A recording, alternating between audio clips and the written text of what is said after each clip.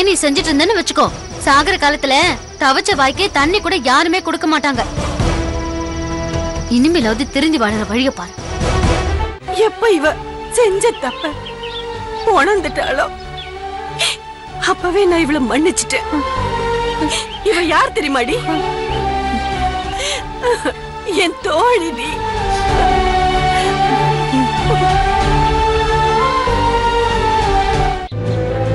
அன்னைக்கு அப்பா கிட்ட உண்மையா சொல்லிடலாம் தான் நாம 2 பேரும் போனோம். அப்பா அண்ணாமலை வந்ததால சொல்ல முடியாம போச்சு. இப்ப சொல்லிடலாம் நினைக்கிறேன்.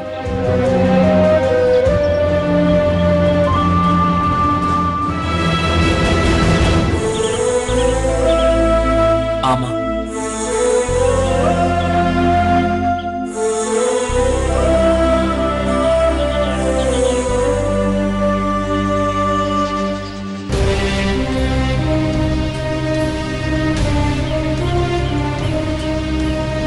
லக்ஷ்மி,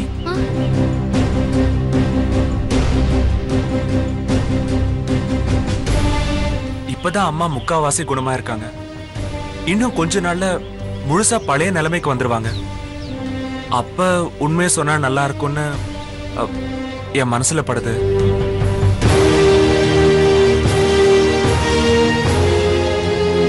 ஏன்னா எந்த ஒரு முடிவும் அப்ப இருக்கிற சந்தர்ப்ப சூழ்நிலையை பொறுத்துதான் அமையும். அம்மா குணமான உடனே அதை நினைச்சு எல்லாரும் சந்தோஷமா இருப்பாங்க.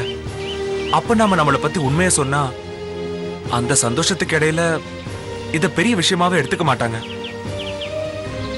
அம்மாவை நீதான் குணப்படுத்தினுங்கிற சந்தோஷத்துல நாம செஞ்ச தப்ப மன்னிச்சிருவாங்கங்கிற நம்பிக்கை எனக்கு இருக்கு.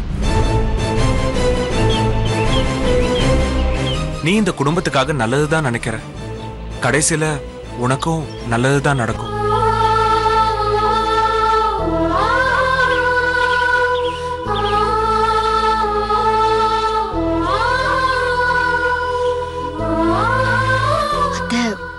குணமாகிற வரைக்கும் அண்ணாமலை என்ன தங்கமா நடிக்க சொல்லிருக்காரு. அது வரைக்கும் நான் இங்கே இருக்கேன்.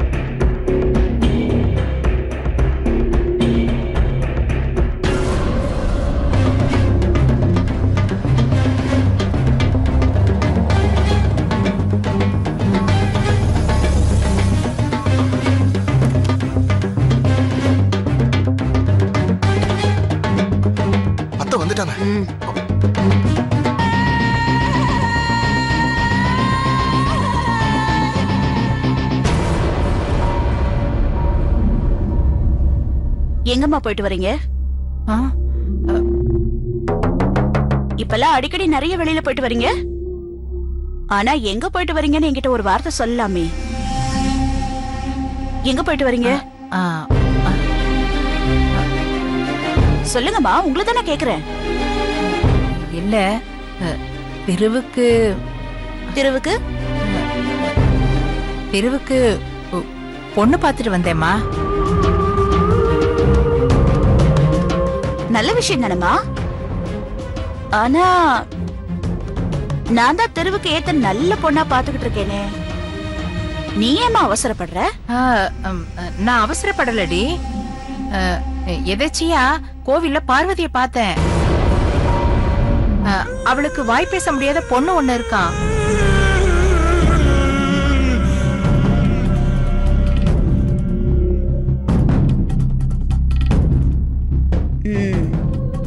மேல சொல்லு. அவளையே நம்ம தெருவுக்கு பேசலான்னு. இல்லம்மா, உன்கிட்ட ஒரு வார்த்தை கேட்கலான்னு இருந்தேன். பைரவா பைரவா, ஏமா என்கிட்ட ஒரு வார்த்தை கேட்கலான்னு இப்ப சொல்ற, ஆனா பொண்ண பாத்துட்டு வந்துட்டேன்னு சொல்ற. அப்படின்னா நீ பொண்ண பார்த்து முடிவு பண்ணிட்டு வந்துட்டேன்னு சொல்லு, அப்படிதானே?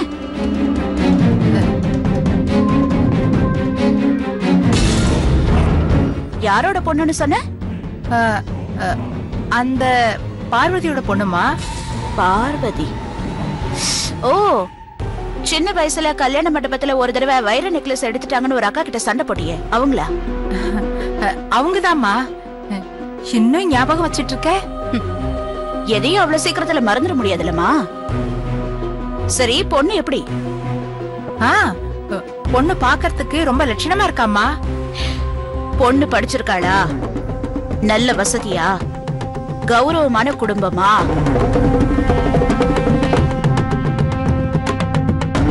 ஏன்னா நான் என் தம்பிக்கு நல்ல வசதியான கௌரவமான குடும்பத்துல படிச்ச பொண்ணா பார்த்து கல்யாணம் பண்ணி வைக்கணும்னு ஆசைப்படுறேன். அப்பதானமா என் தம்பி சந்தோஷமா இருப்பா. அது இல்லடி, அந்த பொண்ணு மேல திரு ஆசைப்பட்டுட்டான்.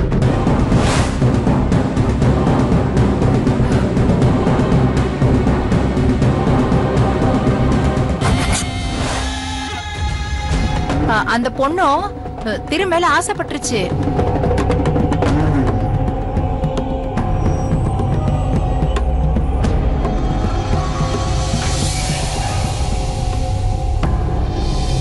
அப்படியாடா?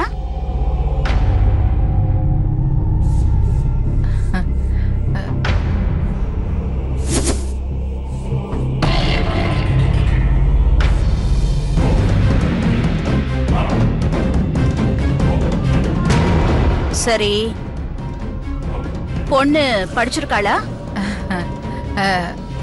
படிப்பு ஒண்ணும் பெருசா இல்லம்மா. பால் வியாபாரம் பண்ணி பழச்சிட்டு இருக்கா. வசதியும் இல்லையா?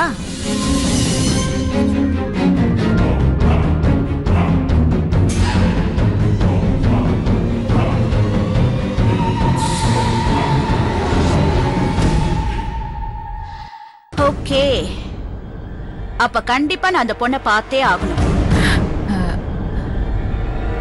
போட்டோ இருக்காமா?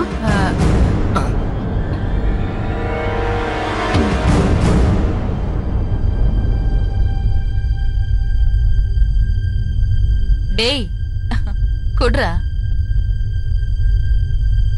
எவ்வளவு ஆசை பாருங்க.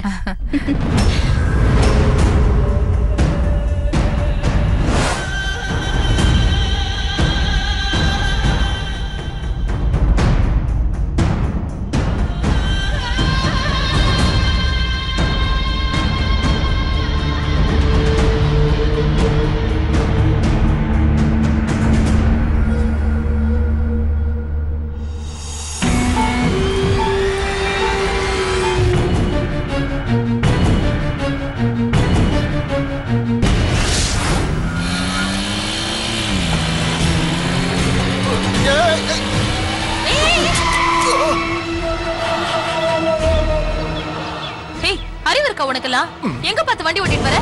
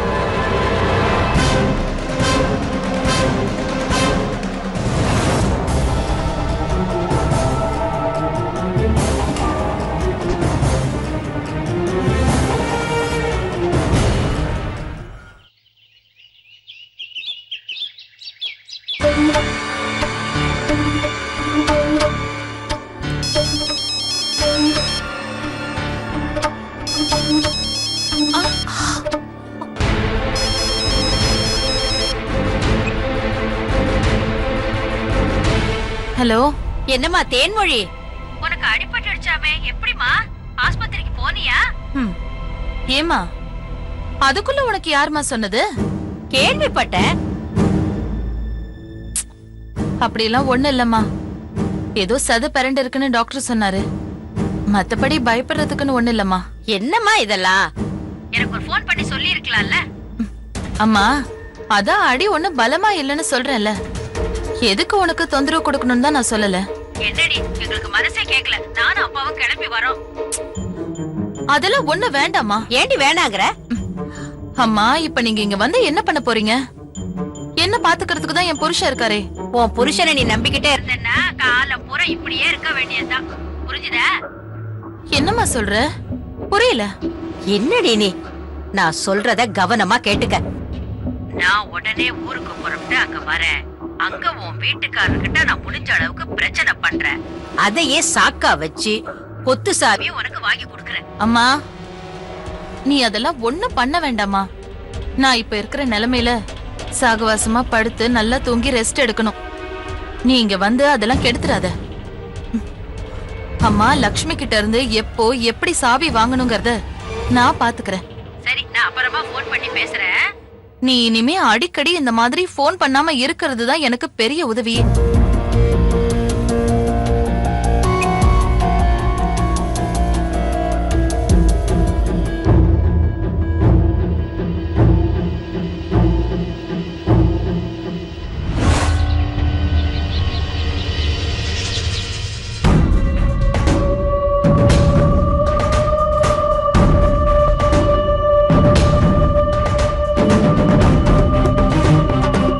இவளாமா? இந்த பொண்ணா? ஆமாமா. இவள வாய் பேச முடியாதவ கிடையாதுமா. இவ நல்லா வாய் பேசுவா. இந்த பொண்ணு பயங்கரமா வாய் பேச எனக்கு நல்லா தெரியும். இல்லம்மா, நான் நேர்ல போய் பார்த்து விசாரிச்சுட்டே வந்துட்டேன். எனக்கு தெரியாதா? இவளால வாய் பேசவே முடியாதுமா. இல்லம்மா, இவ இங்க பாருங்க. இந்த பொண்ணை நீங்க பாத்திருக்கீங்க.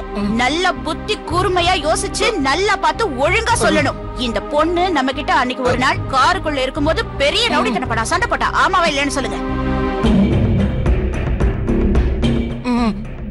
என்ன வந்து ஆமாண்ணா இப்படி ஆடுங்க, இல்லன்னா இப்படி ஆடுங்க. என்ன?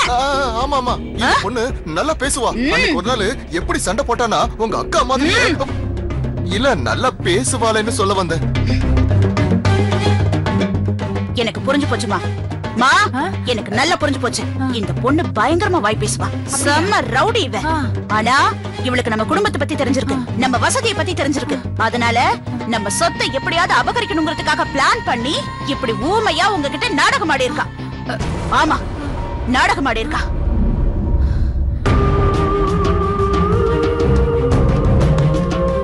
அதே பொண்ணுதான் எப்படி பேசுனா என்கிட்ட.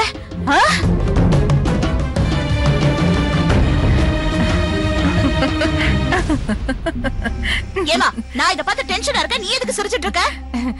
இல்லம்மா, இப்ப எனக்கு புரிஞ்சு போச்சு. நீ இந்த அளவுக்கு பேசுவான்னு அடிச்சு சொல்றன்னா நீ இவ தங்கச்சி சிந்துவை தான் பாத்திருப்ப. சிந்துவா? அது யாரு சிந்து? இந்துவோட தங்கச்சிம்மா. இந்துவும் சிந்துவும் ரெட்ட பிறவிங்க. சின்ன வயசுலயே சிந்து சண்டை போட்டு வீட்டை விட்டு வெளியே போயிட்டா. அவ சரியான வாயாடிமா.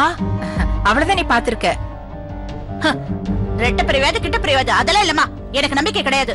ஐயோ, எனக்கு குழப்பமா இருக்கு. கிடையாதுமா, இவளேதான் இவளேதான். இவளுக்கு ஒண்ணு தங்கச்சியில இருக்க முடியாது. இதே பொண்ணுதான், இந்த பொண்ணுதான்.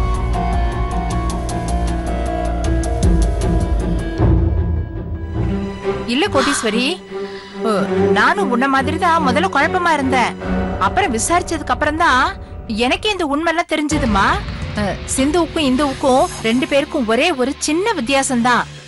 சிந்து முகத்துல மறு இருக்கும், இந்து முகத்துல அது இருக்காதுமா. ஏமா, ஒரு சின்ன மறுவலை வச்சு கிடையவே கிடையாதுமா. நான் அடிச்சு சொல்றேன், இந்த பொண்ணுதான். இவ பிளான் பண்ணிட்டாமா ஏதோ நம்ம குடும்பத்தை கவுக்கணும்னு. எனக்கு தெரிஞ்சு போச்சு, இவளேதான். இல்லம்மா, இங்க பாரு. இதுக்கு மேலயும் உனக்கு அந்த பொண்ணு மேல சந்தேகம் இருந்ததுன்னு வச்சுக்கோ, நம்ம நிச்சயதார்த்தத்தப்போ நீயே அவகிட்ட நேர்ல பார்த்து விசாரிச்சுக்கோ. எது நிச்சயதார்த்தமா? ஓஹோ, என்ன கேட்காம நிச்சயதார்த்தம் வரைக்கும் போயிட்டீங்களா? இல்லம்மா, உன்னை கேட்காம நான் முடிவு பண்ண மாட்டேன். உன் சம்மதத்துக்கு அப்புறம் தான் நம்ம நிச்சயதார்த்தத்தை வச்சுக்கலாம். என்ன?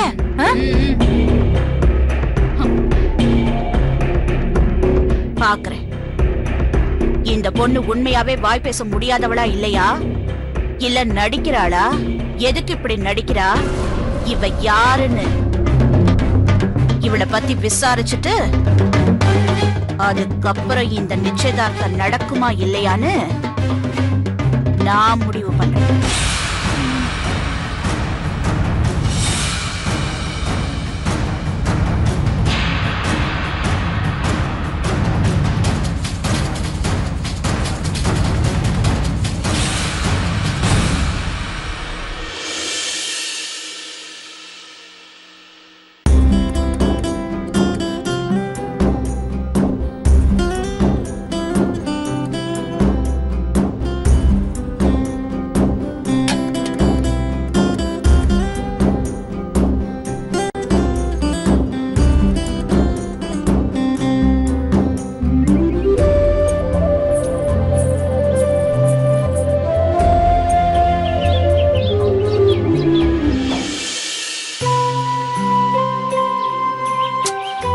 என்னப்பா இன்னும் கிளம்பாம பேப்பர் படிச்சிட்டு இருக்கீங்க?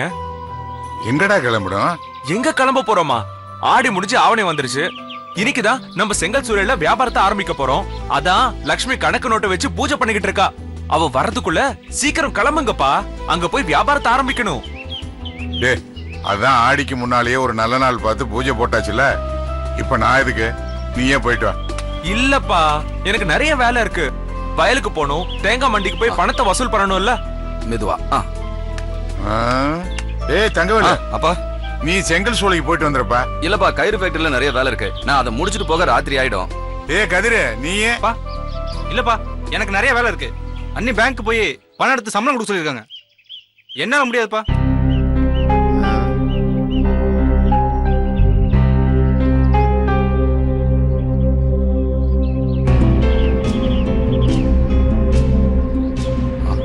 அப்பா, நம்ம சக்தி சும்மா தானே இருக்கான். அவனை செங்கல் சூளைக்கு அனுப்பலாம்ல.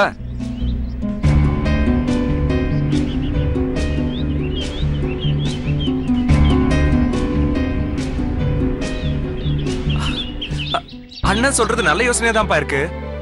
செங்கல் சோழிய சக்தி வேலையை பாத்துக்க சொல்லுங்க. என்னப்பா யோசிக்கிறீங்க? சக்தி வேலை பாத்துக்க சொல்லுங்க. மாமா எடுத்துக்கோங்க. நீங்க ரெண்டு பேரும் சொல்றது சரிதான். ஆனா எனக்கு என்னவோ செங்கல் சூளையை லட்சுமி பாத்துக்கிறதா சரின்னு எனக்கு படுது.